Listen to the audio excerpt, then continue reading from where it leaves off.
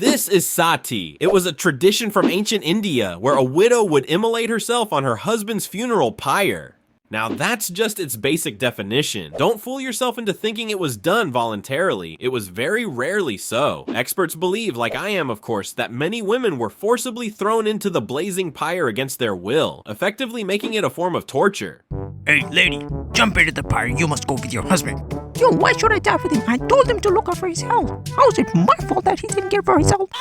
So, if you somehow managed to travel back to ancient India and saw a woman crying over her husband's death, she's probably crying for herself. But buckle up, because this didn't even make our top 10 list of gruesome punishments, as the other torture methods are quite brutal and savage. Starting with the one at the bottom of our list, the wheel, which is one of early humans' greatest hits in the invention charts. Me make wheel. Well, not early humans, but during the Middle Ages, people came up with some creative ideas to use the wheel as a torturing device. They devised many torturing methods with the wheel. In one of the methods, the victim was tied to a large wheel with their limbs extended along the spokes. The executioner would then use a hammer or an iron bar to break the victim's limbs in several places. The process was agonizingly slow and aimed to inflict maximum pain before death. After the bones were shattered, the wheel, with the victim still tied to it, would be left on display atop a pole as a warning to others. Sometimes, the wheel was used to heighten the victim's sense of helplessness and disorientation. The victim would be tied to the wheel, which was then spun rapidly. During or after this disorienting spinning, other forms of torture or interrogation might take place. In another horrific variation, the wheel was outfitted with spikes. The victim was tied to this spiked wheel, which was then rolled downhill. As the wheel rolled, the spikes would cause deep and lethal wounds to the victim's body, potentially leading to severe injury or death, depending on the terrain and speed of the descent.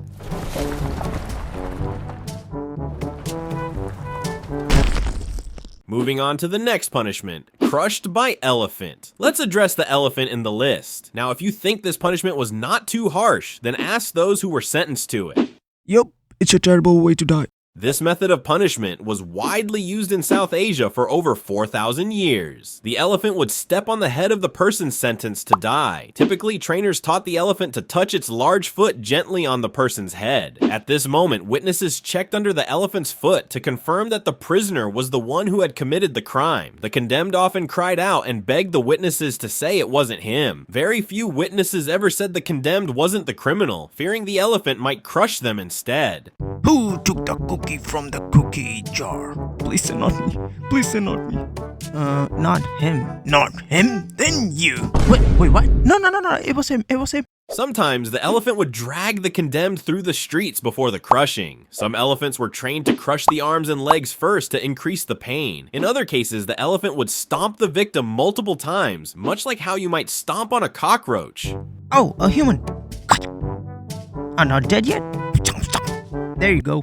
The next punishment on our list is rat torture. This one is like a magic trick where the magician hides something under a cloth and then makes it disappear. But in this dark version, the magician, who is actually the executioner, places a cage with a rat on the victim's abdomen and then heats it up. After a while, part of the victim's abdomen disappears as the rat burrows through. Starving rats would be placed on the exposed abdomen of the victim before being trapped in a cage. Then, pieces of hot coal would be placed on top of the cage. The heat inside the cage would drive the rats mad, forcing them to burrow through the victim's body in a desperate attempt to escape. The victim would feel their insides being eaten, causing unbearable pain. What's even worse is that sometimes the victim would remain alive even after their intestines were hanging outside of their body.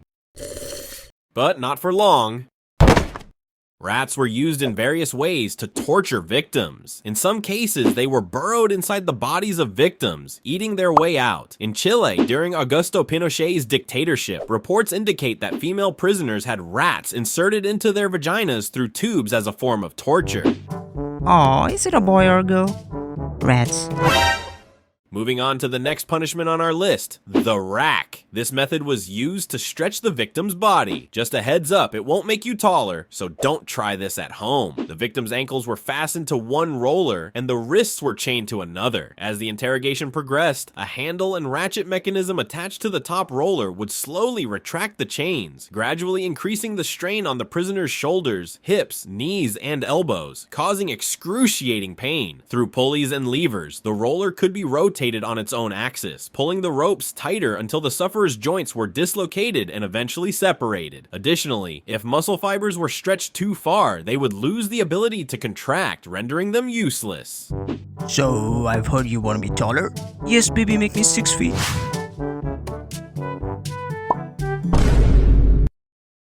The worst part about this torture method is that the victim wouldn't always die from it immediately, leaving them to survive with dislocated and torn limbs and muscles for the rest of their lives, though that wouldn't be very long, of course. Let's move on to the next torture method on the list, the Spanish Tickler. So, you like being tickled? Well, this wasn't exactly fun for the prisoners who were sentenced to the Spanish Tickler punishment. This device had long, sharp claws attached to a handle and was used to rip and tear the flesh from the victim's body. I doubt anyone subjected to this method ever felt tickled by it.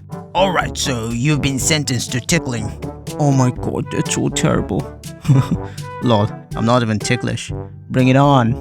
Who the f got this tickling? The victim would be stripped naked and tied, making them completely defenseless. Then the torturers would begin mutilating the victim, often starting with the limbs and slowly moving to the chest, back, neck, and finally the face. The device was particularly cruel because it caused intense pain without immediately causing fatal wounds. Victims could suffer for days or even weeks before succumbing to their injuries. The victims were often skinned down to the bone and left with open wounds, which would eventually lead to death, either due to excessive blood loss or infection. The next torture method on the list is Ling Chi. In this method, small pieces of the victim's skin and limbs were sliced off gradually until the person died, usually from blood loss rather than the actual removal of limbs. This form of execution was used in China until 1905. It was also referred to as death by 1,000 cuts, because one cut was just not enough. It wasn't fun. Yeah, it happened so fast, that's what I was saying. Remember the first time you peeled a potato and weren't quite sure how much was too much, so you ended up peeling a little extra? Well, that's exactly what executioners did in this torture method, only they did it on purpose. The victim's body parts were gradually sliced off over an extended period, resulting in prolonged pain before death. Sometimes the execution was quick, lasting about 15 to 20 minutes. If the family could afford to pay a bribe, the condemned could be given a quicker death with a stab to the heart. In some cases, emperors ordered more extended sessions lasting up to 3 days, or included additional tortures before death. There are also reports that the victim's flesh was sold as medicine. So next time you're slicing 1,000 pieces of onion, just remember that's exactly how victims were tortured in ancient China. Anyway, moving on to the next torture method on the list, the bamboo. Did you know an interesting fact about bamboo? It grows really fast, like an inch in an hour. And if you're wondering what's the big deal and thinking you could do it too, well, the bamboo doesn't stop at 3 inches. It keeps growing way beyond that. Nothing can stop its growth, not even a human body. And that's the disturbing part that ancient people took advantage of to create this torture method. Victims were tied down over bamboo shoots, and as the bamboo grew, it pierced through the body, gradually ripping through the victim's insides. Okay, wait, I'm on your side now. Yes, I was a spy. I assassinated your king, I stole your treasure, and yeah, I also slept with your mom. Please untie me, I'll tell you everything. There's nothing else to know. Bamboo would penetrate through the victim's body within 2 days. Sometimes victims would die in a day if the bamboo pierced their vital organs. Otherwise, they would remain in pain for several hours or even days as the bamboo gradually ripped through their body. The next one on our list is Scaphism. If I were asked which punishment from this list I would never want to experience, well, I wouldn't want to experience any of them. But if I had to choose the worst one, this would be it. In this torture method, the victim was placed inside 2 wooden boats or hollowed out logs, which were positioned on top of each other, trapping the victim between them. Only the victim's head, arms, and legs would protrude through specifically cut holes, leaving them exposed. The victim would then be force-fed a mixture of milk and honey. Now, this alone sounds like a nightmare for lactose intolerant and IBS patients, but the combination of milk and honey would cause severe diarrhea in anyone. The victims were then placed in a swamp or stagnant pond on purpose. The diarrhea would attract all sorts of insects and bugs. The victims were continuously fed the mixture, turning them into a buffet for the bugs living in the ecosystem of that pond. So, what do we have for lunch today? Human diarrhea. Oh my bugs god, I can't wait to devour it. The bugs would feast on the victim's flesh and lay eggs in their body, turning it into their new home. This caused a slow and terrifying death for the victim. Moving on to the second worst torture method on our list, the blood eagle. Do you know what's worse than getting a paper cut? Imagine having your ribs cut from your spine with a sharp tool and then having your lungs pulled out through the opening to create a wing-like appearance. The Vikings used this method and it was reserved mostly for high-ranking enemies or those who betrayed their own people. Look, I know it's a crime, but we gotta do it. What's the worst they can do to us? Kill us? Oh, please just kill us. Moving on to the worst punishment on our list, this.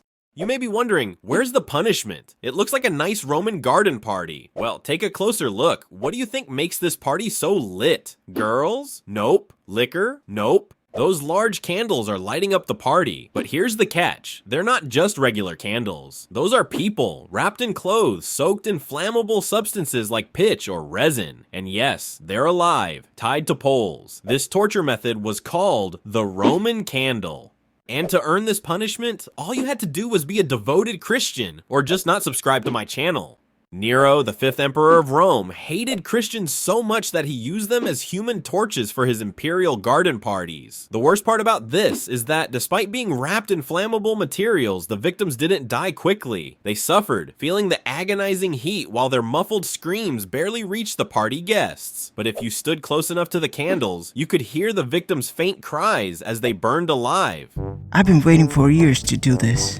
Will you, Matt? Will you?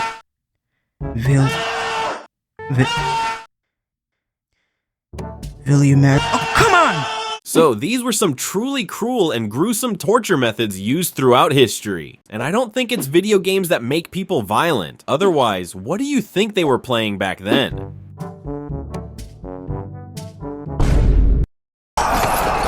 Anyway, if you liked this video, you can subscribe to my channel and hit the like button. And if you didn't like it, you can hit the dislike button twice.